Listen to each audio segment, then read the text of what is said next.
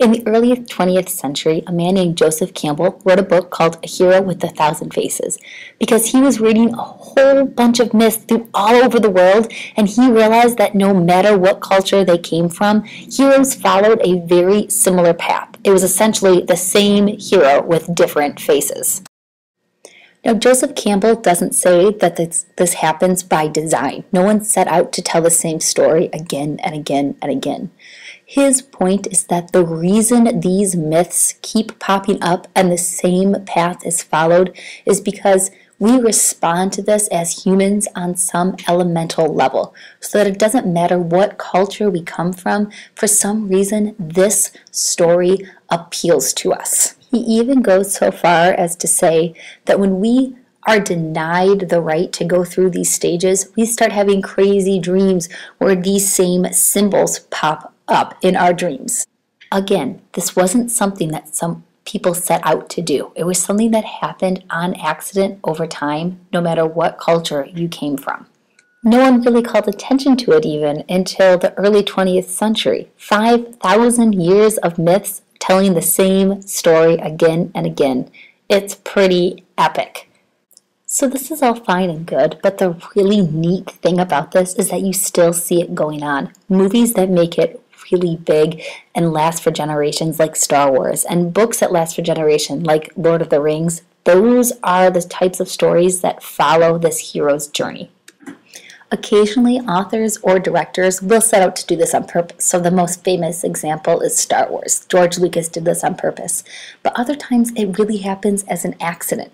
People don't realize they're doing it, but good stories and good literature follow this same path.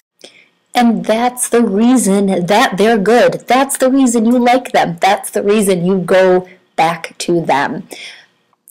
Now, as promised, for the next few days, we are going to watch The Hunger Games and talk about how we see this hero's journey in The Hunger Games. But before all that fun can be had, you need to watch this video and fill out information about the various steps in the hero's journey. Use the worksheet I gave you in class. As you watch this video, fill out this column on the left that says description. The column on the right we're going to fill out as we watch the movie in class. Like I said, the first set of steps is called the departure. So the very first step our hero must take is he must get called to adventure. When it starts out, he's normal in a mundane world. That's the word Campbell uses. He could be unhappy like Dorothy or Luke, or he could be happy like Shrek was. And then something happens. Someone shows up and throws a wrench into his plans, and all of a sudden he has chosen or he is pulled onto a brand new quest. Now, he's normal. Something happens to invite them on a quest, but a lot of times it's scary to go on this quest and leave the world that they're comfortable in. It can be so scary, in fact, that they might actually refuse to go on the quest. So that's the refusal of the call. They just don't want to go for one reason or another.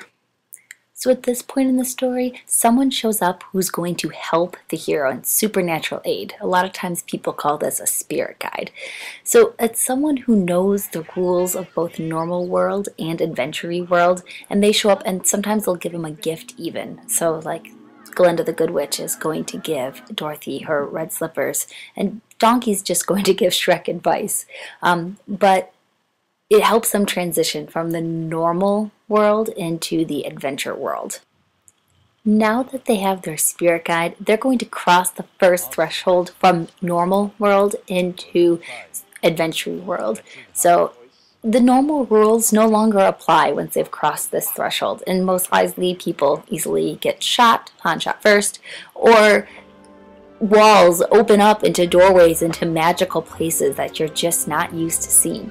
But whatever the case, the normal rules don't apply. But at this point, they can easily turn around usually and go back to the normal world.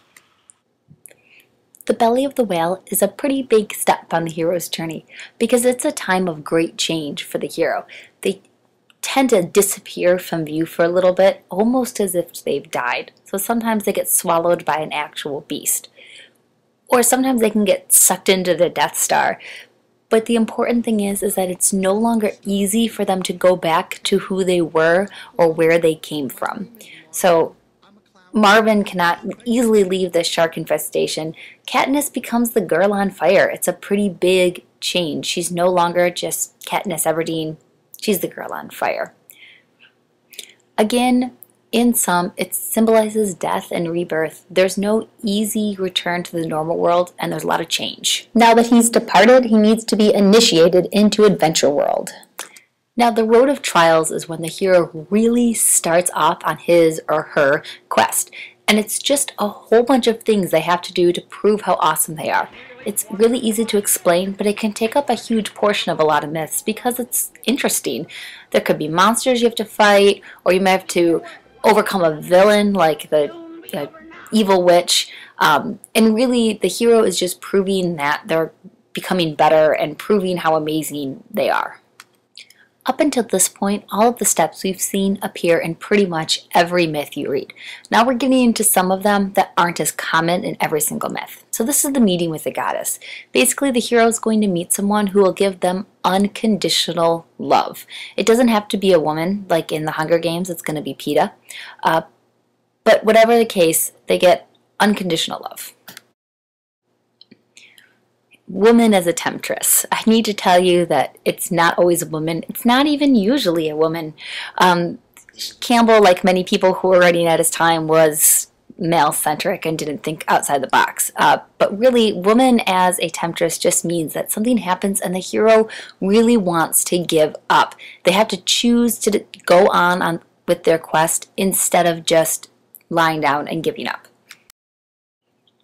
Now we reach atonement with the father, and just like the goddess and the woman don't need to be female, the father doesn't need to be a father.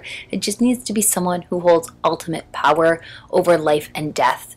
And the hero needs to meet that father and prove to that father that they are capable. A lot of times they also have to kind of come to terms with the fact that the father is harsh and will give out punishment, but will also give mercy. They really need to say, what now, to the father and come out on top. And again, sometimes they need to deal with that dual nature of the father. Apotheosis literally means that the hero becomes a god. But a lot of times in stories there aren't gods. So really it's the hero reaching their full potential and being above normal mortals. Now here I'm showing Hercules, who actually gets to become a god, because there are gods and goddesses in their story. It can also be a time of sort of rest and rebirth for the hero. This brings us to the ultimate boon. This is when the hero gets the goal of his quest. Whatever he wanted, he accomplished. He blows up the Death Star. He finds his son. He defeats the evil wizard. Whatever it is the hero set out to get, he gets at the ultimate boon. We are going to run through these next 4 steps pretty quickly because we don't see a lot of these in Western movies. Once our hero gets what he wants, we're happy just to let the story end. So the first one is the refusal of the return. In the refusal of the return, sometimes the hero doesn't want to leave nice, exciting adventure world and go back to his mundane, boring existence. Next in our docket is the magical flight, which means that sometimes if the gods don't want the hero to have what the ultimate boon was, he has to flee with his prize. And so sometimes he needs to get rescued from without. So in Star Wars, Han Solo flies in and saves Luke Skywalker. And the last step we're going to gloss over is crossing the return threshold. Sometimes the hero just takes a step back from adventure world into normal world.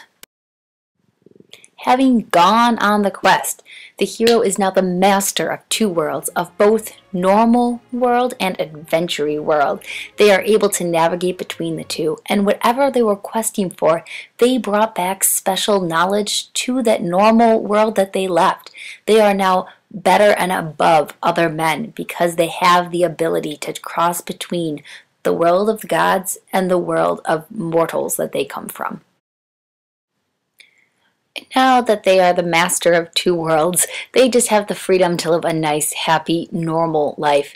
And Campbell makes a point of saying that they can also live free of any guilt of anything that they did on their quest. That, Mei Discipuli, is the hero's journey. So take the quiz and choose something that you think follows this same path and tell me about it. I look forward to reading them. I really do.